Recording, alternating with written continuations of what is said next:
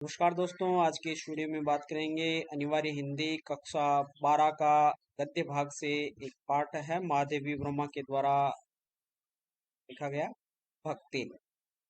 सबसे पहले महादेवी वर्मा का जीवन परिचय जानेंगे।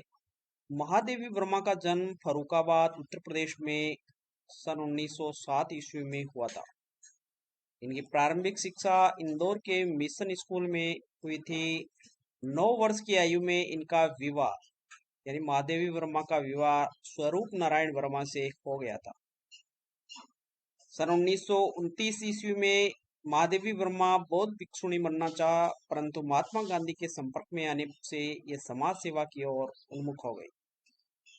सन 1932 ईस्वी में महादेवी वर्मा इलाहाबाद से संस्कृत में एमए की परीक्षा उत्तीर्ण की और प्रयाग महिला विद्यापीठ की स्थापना करके उसकी प्रधानाचार्य के रूप में कार्य करने लगी। मासिक पत्रिका चांद का भी महादेवी वर्मा के द्वारा कुछ समय तक संपादन का कार्य किया। इनका कर्म क्षेत्र बहुमुखी रहा है। वर्ष 1952 ईस्वी में उत्तर प्रदेश की विधान परिषद का सदस्य मनोनीत किया गया। महादेवी वर्मा को वर्ष 1954 ईस्वी में साहित्य अकादमी की संस्थापक सदस्य भी महादेवी रही थी। सन 1960 ईस्वी में महादेवी वर्मा प्रयाग महिला विद्यापीठ का कुलपति बनाया गया।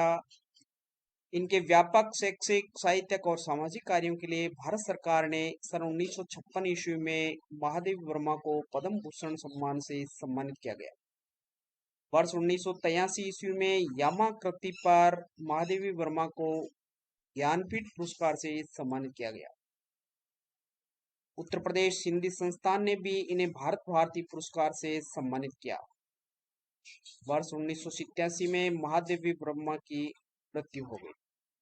तो इस प्रकार ये महादेवी वर्मा का जीवन परिचय था। अब इनकी प्रमुख रचनाएं के बारे में चर्चा कर लेते हैं।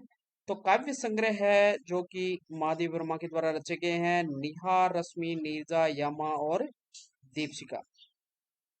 संस्मरण महादेवी वर्मा के द्वारा जो लिखे गए हैं वह अतीत के चलचित्र, स्मृति की रेखाएं, पथ के साथी, मेरा परिवार। स्मृति की रेखाओं में ये भक्ति जो संस्मरण है वह यहाँ पर अपने इस पाठ्यक्रम में संकलित किया गया है। अगला है निबंध संग्रह, श्रृंखला की कड़ियां, आपदा, संक्षिप्तता, भारतीय संस्कृति के स्वर।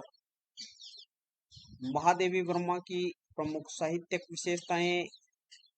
महादेवी वर्मा छायावाद के 4 स्तंभों में से एक मानी जाती है। अन्य 3 स्तंभ है निराला, प्रसाद, पंथ और महादेवी। चौथी स्तंभ के रूप में जानी जाती है। इनकी चर्चा निबंधों और संस्मरणात्मक रेखा चित्रों के कारण एक अप्रीतम गद्यकार के रूप में की जाती है। इनकी श्रृंखला की कड़ियां कृति एक अद्वितीय रचना है जो हिंदी में स्त्री विमर्श की भव्य प्रस्तावना है। महादेवी वर्मा की भाषा शैली। इनकी भाषा में बनावटीपन नहीं है। इनकी भाषा में संस्कृत निष्ठ शब्दों की प्रमुखता है। इनके गद्य साहित्य में भावनात्मक, संस्मरणात्मक, समीक्षात्मक, इतिवृत्तात्मक आदि अनेक शैलियां का रूप दृष्टिगोचर होता है। मर्म स्फुटता इनके गद्य की प्रमुख यानी इनकी जो रचनाएं होती है वह हृदय को स्पर्श करती है। यह इनकी प्रमुख विशेषता के रूप में मानी जाती है। तो ये इनकी साहित्यक और भाषा शैली संबंधी विशेषताएं आप पढ़ने जानी। अब जानते हैं भक्तिन पाठ में आए हुए महत्वपूर्ण मुहावरे। पहला मुहावरा दे रखा है हौसला पस्त होना यानी उत्साह का नष्ट होना। खरी खोटी सुनाना बहुत ही महत्वपूर्ण मुहावरा है। भला बुरा कहना। कान फुकवाना, दीक्षा लेना या बहकाना। लीक छोड़कर चलना, परंपरा के विपरीत चलना बहुत ही महत्वपूर्ण मुहावरा है। ठोकर मारना, चोट करना। टीला खड़ा होना, बाधाएं आना। पहाड़ फोड़ना, बाधाएं नष्ट करना। जंजीर होना, बंधन होना। तो इस प्रकार इस पाठ में काफी मुहावरे आ रखे हैं जो कि परीक्षा की दृष्टि से बहुत ही महत्वपूर्ण है। अब चर्चा करते हैं भक्तिन पाठ के सार का, जो कि मैं एक चीज यहाँ पर क्लियर कर देता हूँ कि पाठ का गद्य पाठ में अगर पाठ का सारांश अच्छी तरह से पढ़ लिया जाए तो मैं समझता हूँ कि सारे सवाल है वह यहाँ से आसानी से हल किए जा सकते हैं। चलिए शुरुआत करते हैं पाठ के। भक्तिन पाठ का सारांश शुरू करते हैं। तो भक्तिन, जिसका वास्तविक नाम लक्ष्मी था, लेखिका महादेवी वर्मा की सेविका है। बचपन में ही भक्तिन की मां की मृत्यु हो गई। सौतेली मां ने 5 वर्ष की आयु में भक्तिन का वह विवाह कर दिया तथा 9 वर्ष की आयु में उसका गोना कर दिया। भक्तिन को ससुराल भेज दिया। ससुराल में भक्ति ने 3 बेटियों को, कितनी बेटियों को? 3 बेटियों को जन्म दिया, जिस कारण उसे सास और जिठानियों की उपेक्षा सहनी पड़ी। उपेक्षा का विलोम होगा अपेक्षा।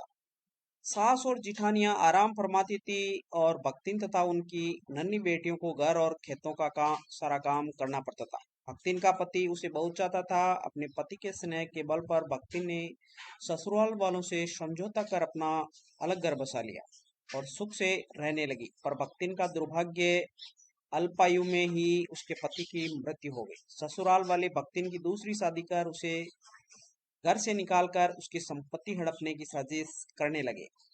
ऐसी परिस्थितियों में भक्ति ने अपने केस मुंडा लिए और सन्यासीन बन गई। भक्तिन स्वाभिमानी, संघर्षशील, कर्मठ और दृढ़ संकल्प वाली स्त्री है। यह पॉइंट याद रखें कि भक्तिन के संदर्भ में पूछे जा सकते हैं। जो पितृसत्तात्मक मान्यताओं और छल कपट से भरे समाज में अपने और अपनी बेटियों के हक की लड़ाई लड़ती है। घर गृहस्थी संभालने के लिए अपनी बड़ी बेटी दामाद को बुला लिया, पर दुर्भाग्य ने यहाँ भी भक्तिन का पीछा नहीं छोड़ा। अचानक उसके दामाद की भी मृत्यु हो गई। भक्तिन के जेठ जिठौत ने साजिश रचकर भक्तिन की विधवा बेटी का विवाह जबरदस्ती अपने तीतरबाज साले से कर दिया। पंचायत द्वारा कराया गया यह संबंध दुखदायी रहा। दोनों माँ बेटी का मन घर गृहस्थी से उचट गया। निर्धनता आ गई। लगान न चुका पाने के कारण जमींदार ने भक्तिन को दिन भर धूप में खड़ा रखा। ये सवाल भी इसमें बनता है, तो यह भी याद रखे कि भक्तिन को दिन भर धूप में जमींदार ने किस कारण खड़ा रखा था? लगान न चुका पाने के कारण। अपमानित भक्तिन पैसा कमाने के लिए गांव छोड़कर शहर आ जाती है और महादेवी की सेविका बन जाती है। भक्तिन के मन में महादेवी के प्रति बहुत आदर, समर्पण और अभिभाव के समान अधिकार भाव है। वह छाया के समान महादेवी के साथ रहती है। वह रात भर जागकर चित्रकारी या लेखन जैसे कार्य में व्यस्त अपनी मालकिन की सेवा का अवसर ढूंढ लेती है। महादेवी भक्तिन को नहीं बदल पाई, पर भक्तिन ने महादेवी को बदल दिया। भक्तिन के हाथ का मोटा देहाती खाना खाते खाते महादेवी का स्वाद बदल गया। भक्ति ने महादेवी को देहात के किस्से, कहानियां, किंवदंतियां कंठस्थ करा दी। स्वभाव से मां कंजूस होने पर भी भक्तिन पाई पाई कर जोड़ी हुई राशि को सहर्ष महादेवी को समर्पित करने को तैयार हो जाती है। जेल के नाम से भक्तिन को सबसे ज्यादा डर लगता है, जेल से। जेल के नाम से थर थर कांपने वाली भक्तिन अपनी मालकिन के साथ जेल जाने के लिए बड़े लाट साहब तक से लड़ने को भी तैयार हो जाती है। भक्तिन महादेवी के जीवन पर छा जाने वाली एक ऐसी सेविका है जिसे लेखिका नहीं खोना चाहती है। तो इस प्रकार ये पाठ का सार रूप आपके समक्ष इस वीडियो में बताने का प्रयास किया गया है। उम्मीद करता हूँ ये वीडियो आपको अच्छा लगा होगा। अगर वीडियो अच्छा लगे तो लाइक, शेयर और कमेंट करके जरूर बताएं, ताकि इसी प्रकार के वीडियो आपको लगातार मिलते रहे। Thank you.